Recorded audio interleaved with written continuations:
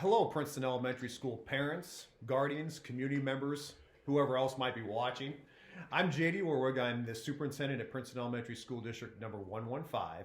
And ever since I've been the superintendent the past year and a half, I've been sending out some quarterly newsletters, as I've called them, in an old school format, folks, where I've sent them out via email, talking about some of the district happenings or thoughts from the district office, things like that. Well, I recognize, folks, that I'm not on social media. There's not a lot of different platforms I've used besides that email.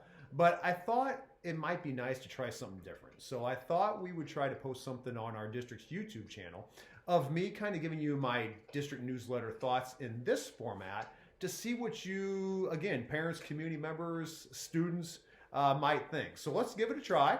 If it doesn't work well, we'll go back to the old school way. But we just thought we'd try something different here at Princeton Elementary with this. So without any further ado, some thoughts coming from my desk right now, everybody. And I'm going to start with something that, I used to have as a newsletter article as a building level principal in the district for many years, but I think it still kind of stands the test of time as the district superintendent as well. And my first little nugget for you folks today is relative to the inclement weather we have going on in the Midwest right now. And just a reminder to parents and students that this is the time of the year. Please do the best you can in coming to school prepared with hats, mittens, gloves, all that kind of apparel that's going to keep you warm outside. Because even though we certainly sometimes have to keep kids in at Princeton Elementary because of really bad temperatures and whatnot, you can probably imagine, parents, and actually I should say that we take the kids out most of the time. And for the most part, we have kids outside even when it's about a wind chill of 15 degrees and above. Now, there are certain things that we might vary a little bit on the plus and minus side of that.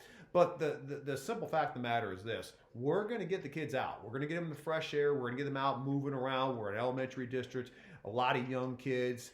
Pre-K through 5, pre-K through 4. The junior high kids, even they get out at lunchtime to get some fresh air as well. We're committed to keep doing that. So again, just a friendly reminder, get them to school.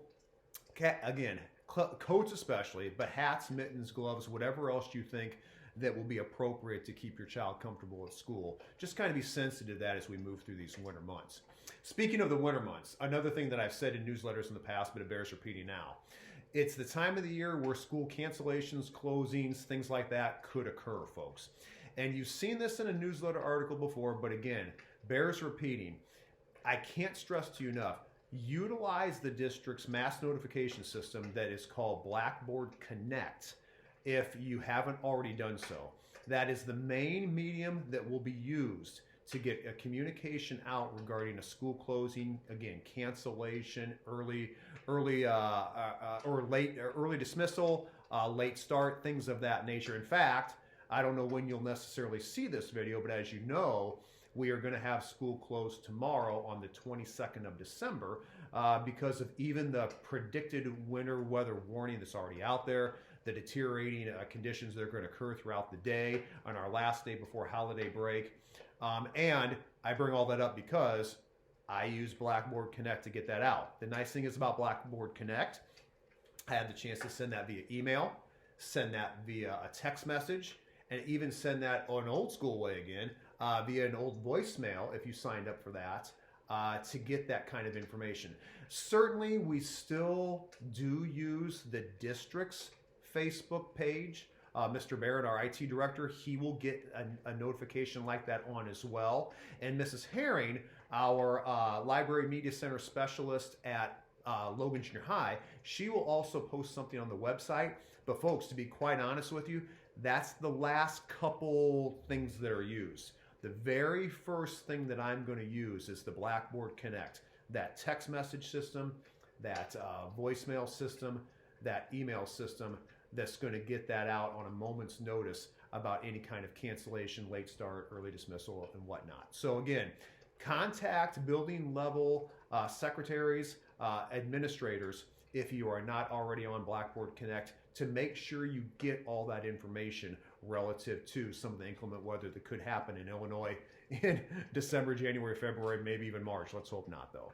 So just a couple things there about that are weather related coming up. One of the things I want to talk about with you today as well is something that's going to be a change for all of you parents and guardians as it relates to your students.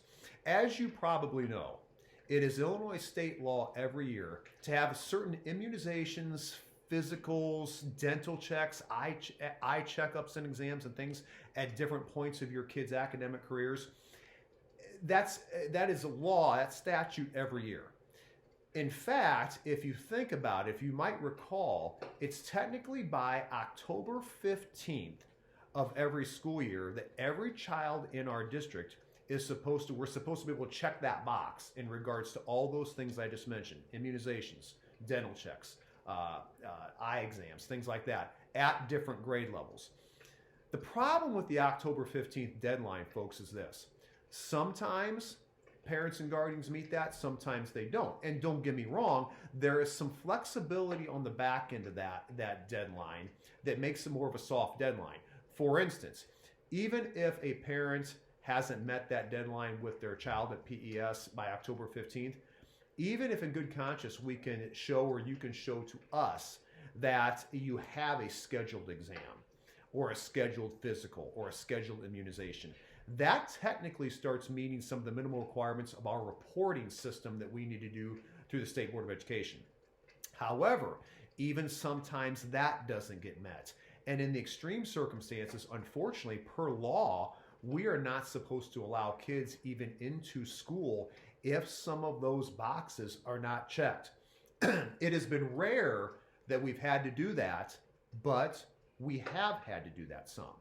Now, in order to hopefully offset that, Princeton parents and guardians, we are actually going to change the date of the deadline.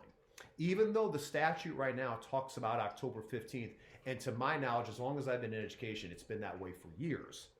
We also have the right as a public school entity to actually have some flexibility with that date and change that date.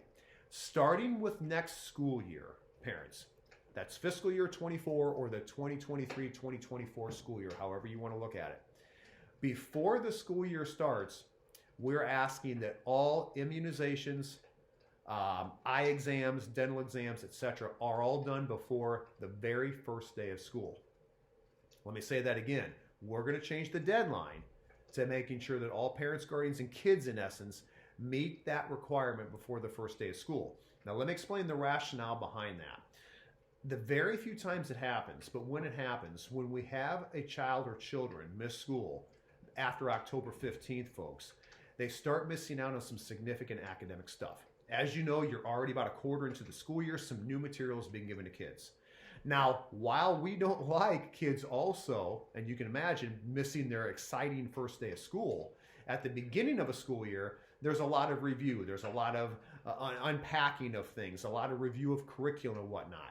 From an academic standpoint, we actually believe that it's better to miss the first part of the school year relative to the statute than after the first quarter. Again, we don't want the kiddos at Princeton Elementary missing at any time. And not any date is a good date. But hopefully this is a good motivating factor for the kids, you as parents or whatnot, in order to get that school year started off right and to get that student at school right off the first day of the school year. Having that kind of in your minds, that mental note, hey, I've got to have all this done before I can even send my kid to school the first day. Hopefully that's something that ends up being beneficial to not only you as parents and guardians, but us as a district. So don't worry, there's going to be a lot more information that I'm going to inundate you folks with regarding this change so that you can be sensitive to this change between now and the end of the school year. And there will be some old school methods used, emails, book bag inserts, etc. The last thing I had for today, folks, is just for you as parents and guardians to help us out with something at PES. We've noticed recently that with library books, actually something coming from the library media centers, we've had a lot of library books damaged lately. A lot of moisture, kids spilling things on them or whatnot. And I need to just, in a very kind way, remind you folks that we have handbook policy that states that to replace hardback books that are damaged, it's a $25 fee. Paperback replacement fee is $15. We don't want that for any of the kids. We don't want that for any of you parents or guardians as well, folks.